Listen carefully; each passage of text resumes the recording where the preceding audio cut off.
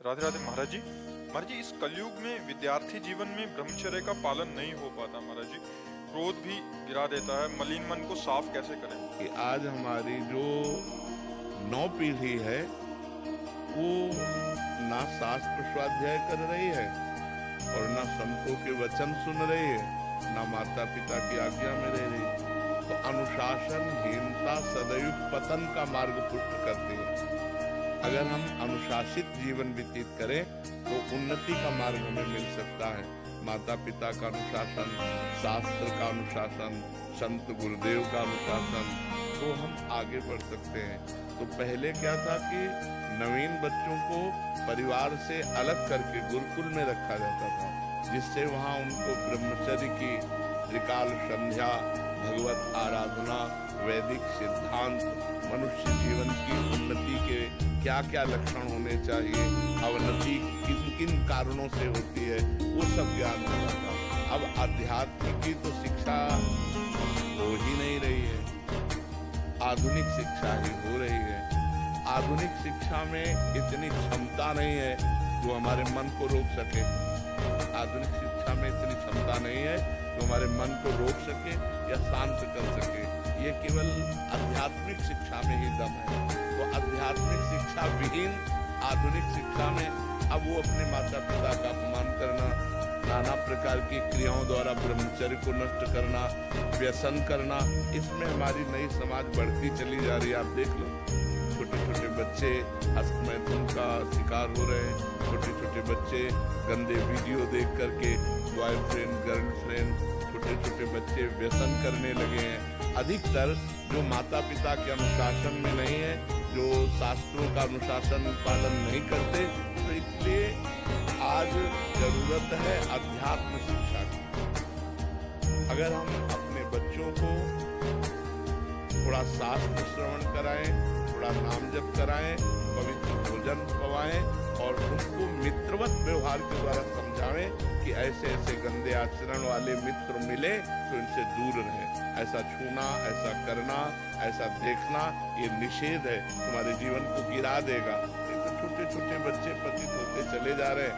जो हमारी एकाग्रता विद्या अध्ययन में लगनी चाहिए, जो हमारी एकाग्रता सामाजिक सेवा में लगनी चाहिए, वो एकाग्रता हमारी नशे में और व्यभिचार में जा रही है। हम कह रहे हैं फ्रेंड बनाना कोई पाप नहीं है, लेकिन व्यभिचार करना पाप है। फ्रेंड बनाओ, खूब घूमो, खूब आनंद लो, कोई परेशानी, लेकिन गंदा आचरण मत करो। अगर गंदा आचरण करोगे तो वही तुम्हें डिप्रेशन में पहुंचाएगा, एक दूसरे का मतलब जीवन पतित हो जाएगा। आगे चल करके आपको एक ही रास्ता दिखाई देगा, या तो घोर व्यसन में पड़े रहना या सुख कर लेना। आप देखना क्यों? क्योंकि मनचली वृत्ति एक जगह टिकती नहीं है। चला भी है समाज में बॉयफ्रेंड ब्रेकअप, इसमें चरित्र आपका दूषित हो रहा है, आपके विचार दूषित हो रहे हैं, आपकी मानसिकता दूषित हो रही है। अब आप अपने जीवन को ऐसे गर्त में गिराने जा रहे हैं जो पूरे जीवन आपको दुख देगा, क्योंकि आप एक सद्गृहस्थ नहीं बन पाएंगे। यदि आपने ऐसे गंदी आदतें की और आपका ब्याह हो गया तो आप अपनी पत्नी से संतुष्ट नहीं रहेंगे। आप एक पत्नी व्रत धारण नहीं कर पाएंगे, आप एक पति व्रत धारण नहीं कर पाएंगे। तो आपका न्यू जो जीवन का उत्थान करने की थी, आपने उसी को नष्ट कर दिया। इसलिए हमारी बच्चों से प्रार्थना है कि गंदी बात से बचो। दोस्ती में हम कहते हैं कि दोस्ती हजारों से कर लो, हजारों से दोस्त, हम तो कहते हैं शत्रु किसी को बनाओ ही मत, पूरे विश्व को मित्र बनाओ। मित्र बनाने में कोई बात नहीं, लेकिन गलत आचरण, गंदा व्यवहार मत करो।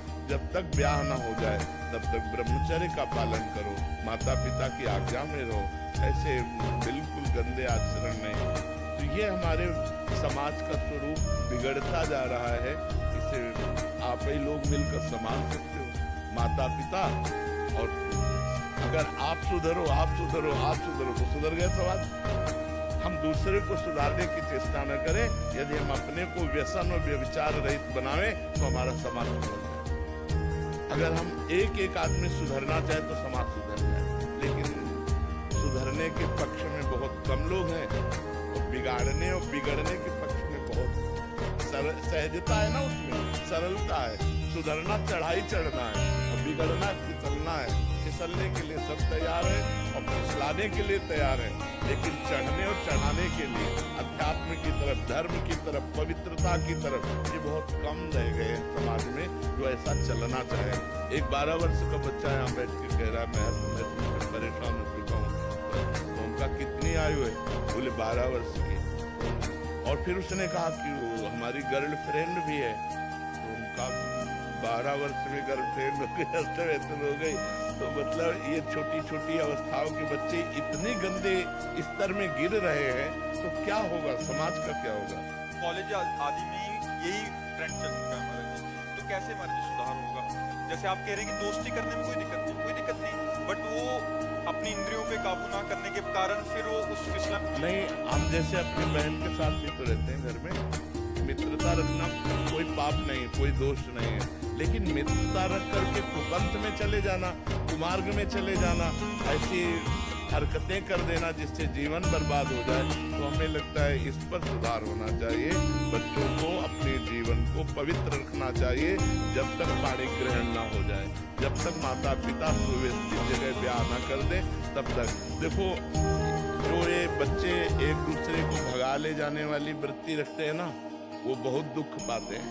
मतलब माता पिता सालों लगाते हैं अपनी बच्ची के ब्याह के लिए, सालों जा के अगल बगल पूछ के रिश्ता नाता, उसके आचरण, उसके, तब जाकर अपनी बच्ची को सम्मान के साथ उसके हाथ में देते हैं। और तुम जो 2-4 बातें कही और भाग गई उसके साथ, तो पूरा जीवन निर्वाह थोड़ी होगा। तो वो कैसा व्यक्ति स्वभाव वाला है? देखो, प्रेजेंट का स्वभाव अलग होता है, लेकिन हमारा एकांतिक जीवन कैसा है, हमारा पर्सनल जीवन कैसा है? तो जब आप किसी के पर्सनल जीवन में घुसेंगे तो आप खतरा पाएंगे।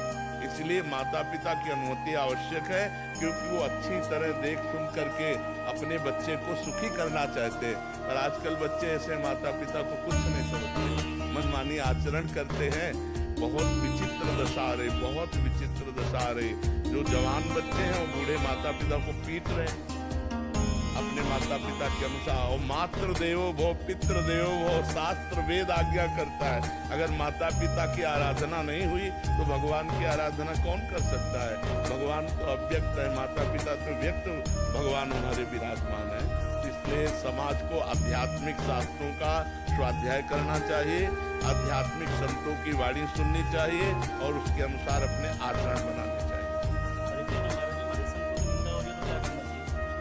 कान में उंगली डाल लेनी चाहिए, क्योंकि अपने अपने चश्मे हैं। जिस चश्मे को हम हरा चढ़ाएंगे तो संसार हमें हरा दिखाई देगा, लाल चढ़ाएंगे तो लाल दिखाई देगा।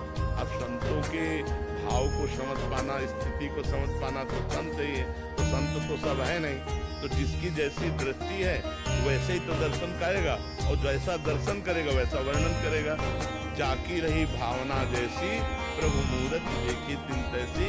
तो हमें चाहिए जहाँ संत निंदा हो रही हो वह कान में उंगली डाल करके चले जाए। नहीं, बिल्कुल लड़ाई नहीं करनी चाहिए। सत्संगी को ऐसा होना चाहिए कि जैसे किसी की निंदा कर रहे हैं तो कान में उंगली डाले चल दे, पागल आदमी। अगर आप लड़ाई किए तो आप में और उसमें अंतर क्या रह गया? वो निंदा कर रहा है, आप उसे मार रहे हैं, तो बात तो हो गई एक ही। वो निंदा कर रहा है, आप क्रोध कर रहे हैं, तो दोनों दोषी हो गए। वो निंदा कर रहा है, आप कान में उंगली डालिए और वहां से चल दीजिए। वो उसकी मति है। सुनने से हमारा मन दुखी होगा, इसलिए हम सुनेंगे नहीं। हाँ, वो होता है, ऐसा होता है, तो हम सुनेंगे नहीं, उस सभा से चल देंगे, उस स्थान से चल देंगे, लेकिन हम उस व्यक्ति को भी नहीं मारेंगे, उस व्यक्ति से भी नहीं लड़ेंगे। क्योंकि अगर उस व्यक्ति से हम लड़ते हैं तो वो निंदा रूपी दोष से युक्त और हम क्रोध रूपी दोष से युक्त हो गए, बात तो दोनों गड़बड़ हो गई। तो हमको अपने को बचाना है। वो निंदा कर रहा है, हम कान में उंगली डालना चाहिए। आप सभी कॉलेज के बच्चे हैं महाराज जी, नए बच्चे हैं महाराज जी, आपकी तरफ से सावधानियां इनको, इनके जीवन, जो इनका आगे का भविष्य उजागर हो महाराज जी। देखो, सबसे पहली बात है कि यदि हमारे आचरण पवित्र नहीं है तो हम किसी भी मार्ग में सफल नहीं हो सकते। ऊंचाई पे चढ़ना पूरा जीवन लग जाता है और फिसलने में 1 मिनट में। देखो, अब तुम सयाने बच्चे हो, शायद हमारी बात आपको समझ में आ जाए। बिना ब्रह्मचर्य के किसी भी ऊंचाई पर नहीं चढ़ा जा सकता।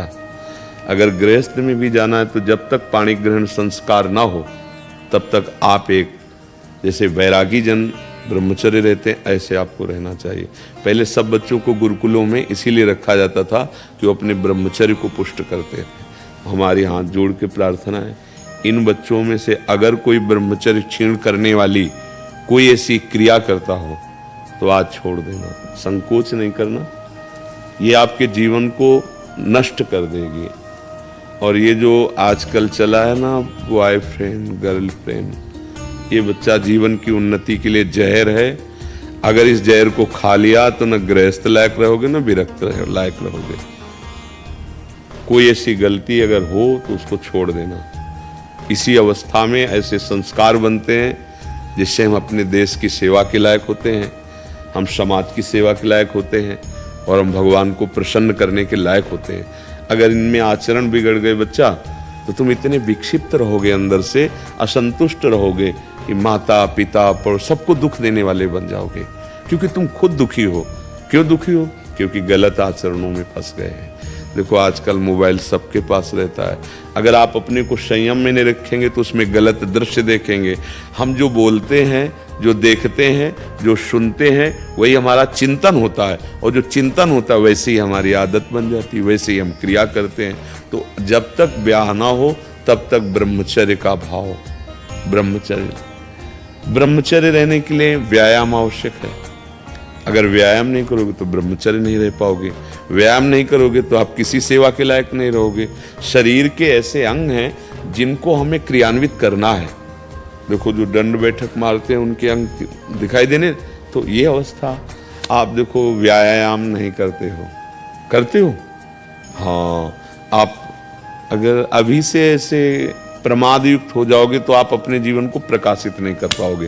कै बजे उठते हो आप लोग? प्रातः उठते कै बजे हैं आपका? 4 बजे 4:30 बजे। यार उठने का समय बहुत बढ़िया है। इसके बाद अगर आप शौच स्नान करके और आप 20 मिनट समय दे दें व्यायाम का तो क्या घट जाएगा? 10 बार 20 बार हम सपाटे मार लिए, बैठक कर लिए, दंड बैठक जिसे नहीं कही जाती, और हम 2 किलोमीटर दौड़ लिए, बस हो जाएगा।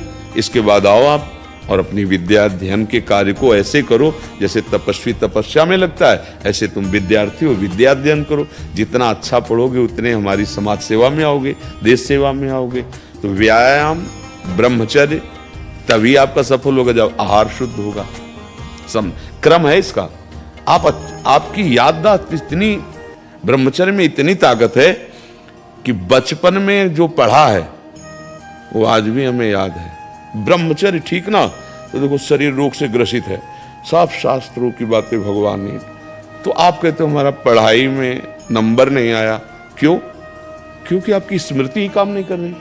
अरे कितने बड़ी मोटा, ब्रह्मचर्य में स्मृति की बड़ी सामर्थ्य होती है। इसलिए आपसे प्रार्थना है कि आप अपने ब्रह्मचर्य की रक्षा करो, और उस गलतियों में हो आप जिनसे ब्रह्मचर्य नहीं रहा जा सकता, उन गलतियों में हो आप। क्योंकि जिसे हम देख रहे हैं ना, तो आप लोग देखो डॉक्टर के सामने जो आंख देख के कह रहा पीलिया है, अगर है हाँ स्वीकार कर लोगे तो दवा काम कर जाएगी। आप लोग जो छोटे बच्चे हैं, बिल्कुल ऐसे बच्चों का संग त्याग दीजिए जो आपको गंदी बातें सिखाते हैं, जो आपको गंदे दृश्य दिखाते हैं। ये पढ़ाई कोई साधारण नहीं, एक तपस्या है। पढ़ लिख कर बहुत बड़ी तुम्हारी साधना बन जाएगी। भले नौकरी ना मिले, आप पढ़ा लिखा व्यक्ति का व्यवहार और एक अनपढ़ के व्यवहार में अंतर होता है। विद्या विनयम ददाति, वो विनयी होता है, वो सौम्य होता है, माता पिता की सेवा, समाज की सेवा लायक होता है। भाई ब्रह्मचर्य पर ध्यान दो। ब्रह्मचर्य व्यायाम से टिकेगा, कुसंग के त्याग से टिकेगा, और इसके लिए भोजन पवित्र चाहिए। आप लोग अगर बाजार का पसंद करेंगे ना, अभी पिछले उसमें बैठे जैसे गंदे, हाँ मतलब हमारे तो लिए तो ऐसा ही लगता है कि वो बना अच्छा दिखाई दे रहा है, लेकिन उसको बनाने वाला किस भाव से बनाया, कैसी पवित्रता है, कैसा। कई ऐसे हमको दृश्य दिखाए गए कि बड़े अभद्र व्यवहार लोग भोजन के साथ करते हैं। वहाँ प्लेट में तो बढ़िया दिखाई दे रहा है, लेकिन वहाँ बड़े मतलब, तो हमें लगता है घर का टिफिन ही पाओ तो अच्छा है, 2 पराठा सब्जी जो बने। बाजार की चीज़ों से खाने से बचो, जो अपने घर में बनाई जा सकती है वो बाजार से ले आओ, घर में बना हुआ पाओ। व्यायाम करो और कुछ मिनट आप नाम जप के लिए दे दो। जैसे दवाई नहीं दी जाती तो ये थोड़ी देखा जाता है डॉक्टर पीली दवा दे रहा है कि हरी दवा दे रहा है। ऐसे ही नाम जप यदि करोगे तो आपका सब मंगल होने लगेगा। 5 मिनट 10 मिनट जो भगवान का आपको नाम प्रिय लगे, एकांत में या चलते, स्कूल जा रहे हैं आप किसी और से बात ना करो, उतने ही समय नाम जप कर लो।